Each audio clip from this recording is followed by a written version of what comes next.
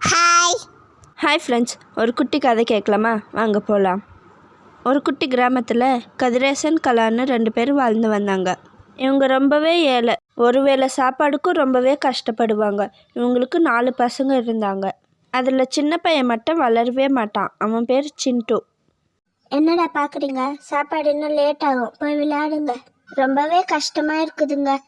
நான் வயிறு ஃபுல்லாக சாப்பிட்டு எவ்வளோ நாள் ஆகுது தெரியுமா? ஒருவேளை சாப்பாடுக்கே எவ்வளோ கஷ்டப்படுறோம். பேசாமல் இவங்களை காட்டில் எடுத்துன்னு போய் விட்டுட்டு வந்துடலாமா? ஆமாமா, இவ்வளோ கஷ்டமா இருக்கு. வேலையும் இல்ல, என்ன பண்றது? காட்டுல விட்டுட்டு வந்துடலாம். எப்படியானா பழிச்சுக்கிட்டவங்க. நாளைக்கு வேற காட்டுல விட்டுட்டு வரணும். நினைச்சாலே பயமா இருக்கே. என்ன பண்றது? வேற வழி இல்ல, செஞ்சுதான் ஆகணும். 4 பேர் எப்படியானா பொழைச்சா சரிதான். தூங்காம கதிரேசன் இதெல்லாம் பொறுமின்னு இருந்தார். சிண்டுக்கு அதுக்கு இது பட்டுருச்சு. அவன் எல்லாத்தையும் கேட்டுக்கினான். அடுத்த நாளும் விடிஞ்சிடுச்சு. சிண்டுவும் எல்லாருக்கு முன்னாடியும் சீக்கிரம் எழுந்து அவங்க ஊரில் இருக்க குளத்துக்கிட்ட போனான்.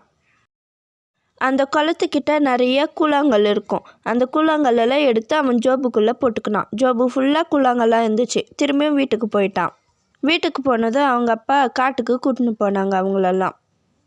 சிண்டு போகிற வழியெல்லாம் ஒரு கூழாங்கல்லாம் போட்டுனே போனான். நான் விறகு வெட்டின்னு இருக்கேன், நீங்களாம் விளையாடின்னு இருங்க. அவங்க அப்பா ஒரு மரத்தோட கிளைய வெட்டி விட்டார். அது காற்றுக்கு ஆடின்னு இருந்துச்சு. அந்த சவுண்டுக்கு அப்பா விறகு தான் வெட்டின்னு இருக்காங்கன்னு நினச்சி பசங்களாம் விளையாடின்னு இருந்தாங்க. சாயங்காலம் ஆனதும் பசங்களாம் அப்பாவை தேட ஆரம்பிச்சிட்டாங்க. அங்கே அப்பாவே இல்லை. அப்பாவே காணோம்டா. நம்ம எப்படின்னா வீட்டுக்கு போய் ஆகணும். நீங்க ஒன்றும் கவலைப்படாதீங்க, நான் ஒரு நல்ல ஐடியா போட்டு வச்சிருக்கேன். நிலா வரட்டும், அந்த வெளிச்சத்தை வச்ச நம்ம வீட்டுக்கு போயிடலாம்.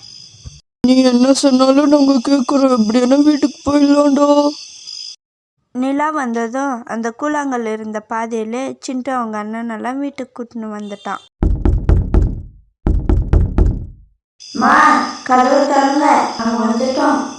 இருந்த சாப்பாடெல்லாம் பசங்களுக்கு போட்டுட்டு இவங்க அன்னைக்கு பட்னியாக படுத்துக்கினாங்க. எப்படிங்க வந்திருப்பாங்க இவங்க? எனக்கு வேற ரொம்ப பசிக்குது. இன்னைக்கு பட்னி தான். நம்ம அடுத்த வாட்டி அமாவாசையில் எடுத்துன்னு போய் விட்டுடலாங்க. அப்போ நிலாவும் வராது. ஆமாமா, எனக்கும் ரொம்ப பசிக்குது. என்ன பண்றது? ரொம்பவே கஷ்டமாதாமா இருக்கு.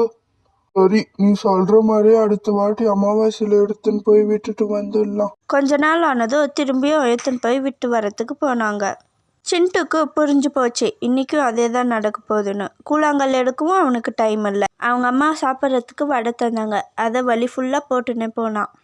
இன்றைக்கி அமாவாசை, நிலவும் வராது, இருட்டாக வேற இருக்குது, என்ன பண்ணுறதுன்னு யோசிச்சுன்னு இருந்தாங்க. அவன் வழியெல்லாம் போட்டுன்னு வந்த வடையும் காக்கா குருவி சாப்பிட்டுடுச்சு. அங்கே இருந்த மரத்து மேலே ஏறி ஏதாவது வழி இருக்கான்னு பார்த்தான். தூரத்தில் ஒரு வீடு தெரிஞ்சுது. அங்கே லைட்ஸ் எல்லாம் ஆன்ல இருந்தது. அங்கே போகலான்னு கூட்டின்னு போனான். அது ஒரு பேய் வீடுன்னு தெரியாமல் இவங்களும் அந்த வீட்டுக்குள்ளே போனாங்க. அந்த வீட்டு கதவு தட்டி உள்ளே போனாங்க. இன்னைக்கு இடம் இல்லை, உங்க வீட்டுல தங்கிக்கிட்டோமா, நாளைக்கு காலையில நாங்க எழுந்து போயிடுறோம் அப்படின்னு சிண்டு அந்த பாட்டி கிட்ட கேட்டான். அப்படியா? தாராளமா தங்கிக்கோங்க. என் பொண்ணும் என் பேரங்களும் வெளியே போயிருக்காங்க. என் பேர பசங்க ரூம்லயே தங்கிக்கோங்க. அவங்க பொண்ணும் பேர பசங்களும் வந்தாங்க. சரி, ஃபஸ்ட்டு குழந்தைங்கள தூங்க வச்சுட்டு பேசலான்னு தூங்க வைக்கிறதுக்கு போனாங்க. மொத்தம் 8 பேர் ஒரே ரூமில் தூங்கின்னு இருந்தாங்க. இன்னைக்கு நமக்கு நல்ல வேட்டை கழிச்சிருக்கு. ஒரு பெரிய குண்டாவை எடுத்துன்னு வா. உள்ள பார்த்தால அந்த 4 பசங்க தூங்கின்னு இருக்காங்க. அவங்கள போட்டு இன்னைக்கு சமைச்சிடலாம். போ. நான் வேற லைட் ஆஃப் பண்ணிட்டேனே. இப்ப போட்ட எழுந்துப்பாங்களே, எப்படி கண்டுபிடிக்கிறது நம்ம பசங்கள? ஏன் முட்டாள், நம்ம பசங்க தலையில தான் கொம்பு இருக்குல்ல.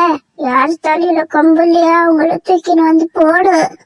இதெல்லாம் சிண்டு கேட்டுன்னு இருந்துட்டு அந்த கொம்பை தூக்கி அவன் தலையிலையும் அவங்க அண்ணன் தலையிலையும் வச்சுட்டான். இது தெரியாமல் பேய் அவங்க பசங்களை தூக்கின்னு வந்து போட்டுடுச்சு குண்டால.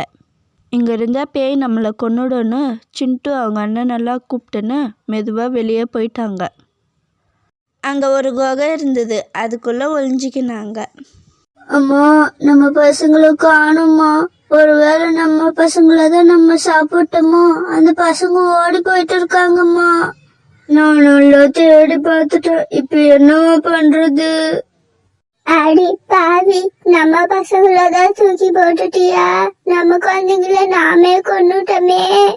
இந்த மந்திர கோலை வச்சு நான் இப்பவே கண்டுபிடிச்சுன்னு வரேன் அந்த பசங்களை. இரு. அவங்க பசங்களை அவங்களே கொன்னுட்டேன்னு ரொம்பவே ஃபீல் பண்ணின்னு இருந்தாங்க. எப்படின்னா அந்த 4 பசங்களையும் பிடிச்சி சாப்பிட்டுடலான்னு அந்த அறைக்கு போனான். அந்த மந்திரக்கோளும் வழிகாட்டுச்சு அந்த பசங்க இருக்கிற இடத்த. அந்த குகை கிட்ட வரையும் அந்த மந்திரக்கோள் கூட்டின்னு போச்சு. அந்த அறைக்கு இலை கண்டே பிடிக்க முடியல அந்த பசங்களை. அங்கேயே தூங்கிடுச்சு. இதான் சாக்குன்னு சிண்டு வந்து அந்த மந்திரக்கோலை எடுத்துக்கினான். அந்த பேய் எழுறதுக்கு லேட் ஆகும்னு அவனுக்கு தெரியும். அந்த மந்திரக்கோலை ஜோபில் வச்சுன்னு அந்த பாட்டிக்கிட்டே வந்தான். பாட்டி உன் பொண்ணு அங்க ஒரு பெரிய கும்பல் புடிச்சு வச்சுன்னு இருக்காங்க. தங்கம் காசுன்னு கொடுத்தாதான் விடுவாங்களாம். பாரு, மந்திரக்கோளு கொடுத்து அமிச்சாங்க. இது காட்டினா எங்க அம்மா தருவாங்கன்னு. இந்த பாட்டியும் இவன் சொல்கிறத நம்பி தங்கம் காசுன்னு மொத்தத்தையும் கொடுத்துட்டாங்க. அந்த குகை கிட்ட போய் அவங்க அண்ணனும் கூப்பிட்டுன்னு வீட்டுக்கு வந்துட்டான். அந்த பேயும் அந்த பசங்க கிடைக்கலன்னு வீட்டுக்கு வந்துச்சு. எப்படியோ பத்திரமா வந்துட்டேன். முன்ன பெரிய கும்பல் புடிச்சு வச்சுன்னு இருக்குன்னு ஒரு பையன் தங்கம் எல்லாம் கேட்டாதான் விடுவான்னு சொன்னாங்க. நானும் தங்கம் காசு மொத்தத்தையும் கொடுத்துட்டேன். எப்படியோ பத்திரமா வந்துட்டேன், அது போதும். ஏமா நீ வேற இருக்கிற பிரச்சனை பத்தாதுன்னு இது வேற கொடுத்துட்டியா? அந்த பசங்க நம்மள நல்லா ஏமாத்திட்டாமா. மந்திரக்கோளும் போச்சு, காசு தங்கமும் போச்சு, நம்மளோட பசங்களும் போச்சு. இனிமே அவங்க கிட்ட போவே கூடாதுமா நம்ம. டர்க்கிங்க 2 பேர் அழுந்து புலம்பின்னு இருந்தாங்க. எங்களை மன்னிச்சிடுங்கடா, எங்க கிட்ட காசு இல்லை, ரொம்ப கஷ்டமா இருந்துச்சுன்னு தான் அப்படி பண்ணோம். இவங்களும் அந்த காசெல்லாம் வச்சு ரொம்ப சந்தோஷமா வாழ ஆரம்பிச்சிட்டாங்க. இந்த கதை எப்படி இருந்துச்சுன்னு மறக்காம சொல்லுங்க ஃப்ரெண்ட்ஸ். அடுத்த வீடியோல பார்ப்போம். பாய்.